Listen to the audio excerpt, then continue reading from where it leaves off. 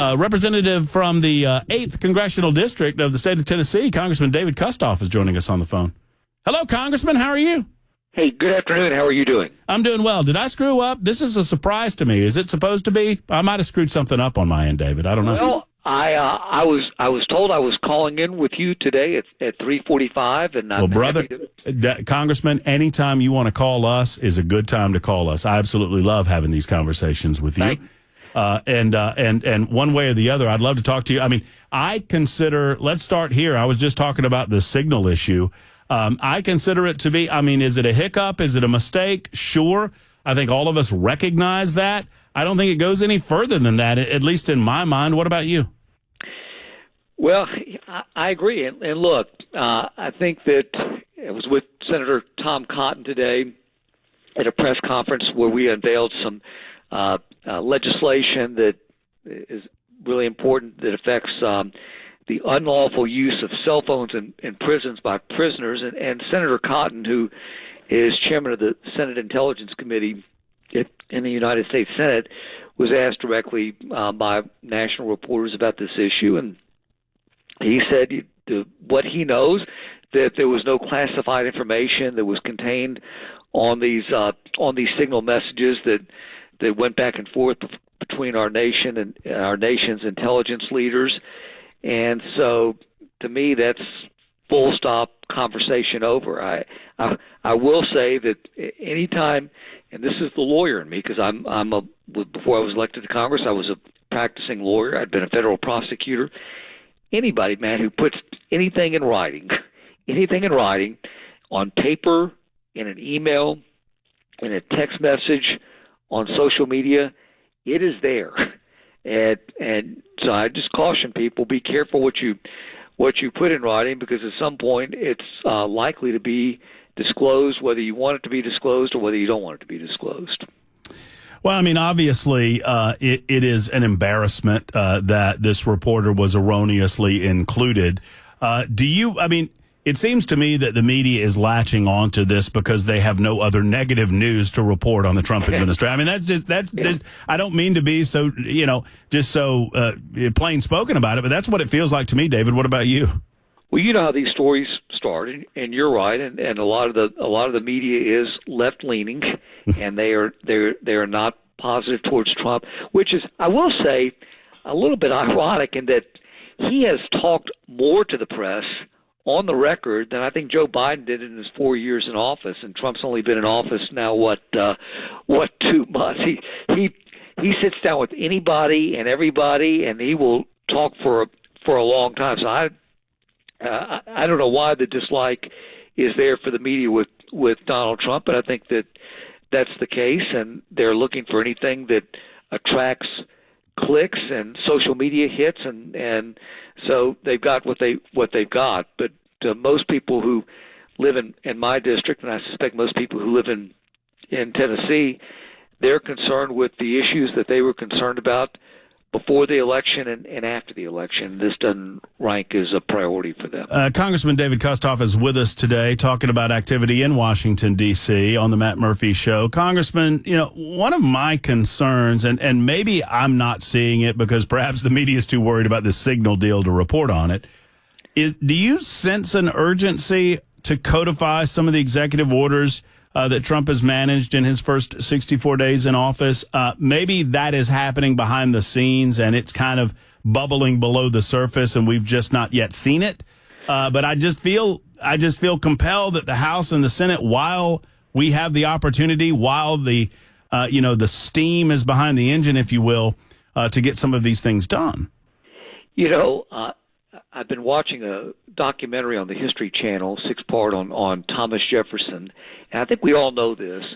There's been this struggle going back to the founding of our nation between the powers of the executive branch and the powers of the legislative branch, and who controls what and who's got the authority to do what. I applaud President Trump on the executive orders that he's issued in regards to DOGE and the cuts and whatnot that Elon Musk and his team have identified.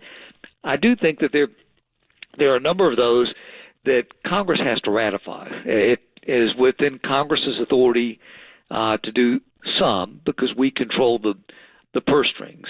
But I will say that I really do appreciate all the findings that Elon Musk has turned up and continues to turn up because, frankly, he's identified a lot of things I didn't know about and that I think the American people didn't know about. And whether I should have or not is a different issue, but he's really gone in and done some good work. So there are some things that the Congress is going to have to act on, and Congress will have to codify. But for the majority of the executive orders, I think that the folks in my district, in the 8th Congressional District of Tennessee, say right on. We appreciate President Trump and his strong leadership and acting on these very important measures. You mentioned Senator Tom Cotton, and I know that you have worked with Senator Cotton on this bill regarding the jamming of cell phones in prison systems. This seems like a no-brainer to me. I mean, do you expect any opposition to this? And explain it to the folks who might not be familiar with the more intimate details of it. Yeah, well, so let me go backwards. I want to credit Senator Ed Jackson in Nashville, who is from my district, who several years ago brought this to my attention along with folks with the Tennessee Department of Correction. We have, not only in our prisons in Tennessee, but across the nation, we have prisoners, and this is an amazing thing to say, who have contraband cell phones in the prison, and they are committing crimes via their cell phones from their prison cells. So the first thing is these men and women should not have cell phones in prison. It is not allowed. But they are snuck in. They are dropped into the prison yard by drones, and so they get them. And we have worked with Senator Cotton to introduce legislation, which I filed today in the House of Representatives. He filed today in the Senate, which would essentially give the prison wardens, the people who operate the prisons, the authority to jam the cell phone signals that are being unlawfully used by prisoners from within the prisons. And you're right. This is common sense. It shouldn't happen. I talked today to the media about this bill. Senator Cotton talked to the media about this bill. Our Attorney General, Jonathan Skrmetti, who a long time ago, Matt, worked for me when I was the U.S. Attorney in the Western District, and he was an assistant U.S. Attorney with the Department of Justice and would travel all around the country. I've talked a lot with Jonathan Skrmetti. We had our TDOC Commissioner Estrada, who is in Washington today, who talked about the importance of it. The pushback, if you will, probably comes from groups like the ACLU, and they'll have unique arguments.